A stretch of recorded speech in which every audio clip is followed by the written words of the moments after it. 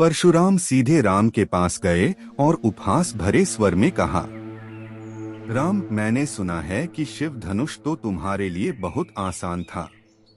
मेरे पास एक और भी बड़ा और शक्तिशाली धनुष है। आओ देखो क्या तुम उसे तान पाते हो। दशरथ, जो परशुराम को देख रहे थे, दौड़ते हुए उनके पास पहुंचे और उन्हें प्रार्थना की, परशुराम, कृपया शांत हो जाइए। मेरे बच्चों ने आपके साथ कोई भी बुरा नहीं किया है। उन्हें आशीर्वाद दीजिए। राम को कृपया छोड़ दीजिए। परशुराम ने दशरथ की प्रार्थना को अनदेखा किया। वह बार बार राम का उपहास करते रहे। हल्के से मुस्कुराते हुए राम ने धनुष को बहुत आसानी से उठाया और उस पर बाण चढ़ा दिया। फिर उन्होंने परशुराम से पूछा, प्रभु, आप ब्राह्मण हैं और मेरे लिए यह अनुचित होगा कि मैं आपको बाण से लक्ष्य करूं। कृपया मुझे बताइए, मैं बाण को किस दिशा पर लक्ष्य करूं? परशुराम राम के अस्त्र विद्या पर प्रभुत्व को देखकर चौंक गए। वह कुछ भी कह नहीं पाए।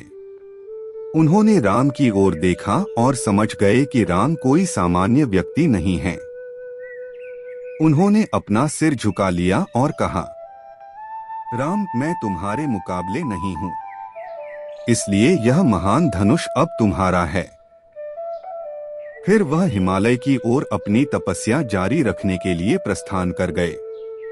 राजा दशरथ को राहत मिली। उन्होंने अपनी यात्रा अयोध्या की ओर जारी रखी। अयोध्या में नवविवाहितों का भव्य स्वागत किया गया और कई दिनों तक इस सुखद अवसर को धूमधाम और शोभायात्रा के साथ मनाया गया। राजा दशरथ बहुत खुश थे कि उनके पुत्र, विशेष रूप से राम को अयोध्या के नागरिकों से इतनी अधिक प्रेम मिला। राम और सीता का विवाह होने के बाद राजा दशरथ चाहते थे कि वह राम को राजा बना दें, क्योंकि वह स्वयं अब वृद्ध हो रहे थे। इसलिए दशरथ ने अपने मंत्रियों से इस बारे में सलाह ली। सभी ने इस निर्णय का दिल से स्वागत किया। दशरथ बहुत खुश और उत्साहित हो गए। उन्होंने राम के राजतिलक का इंतजार करना शुरू कर दिया। उन्होंने तुरंत इस संबंध में घोषणा की। उन्होंने अयोध्या के सभी महत्वपूर्ण लोगों को आमंत्रित किया और उन्हें बताया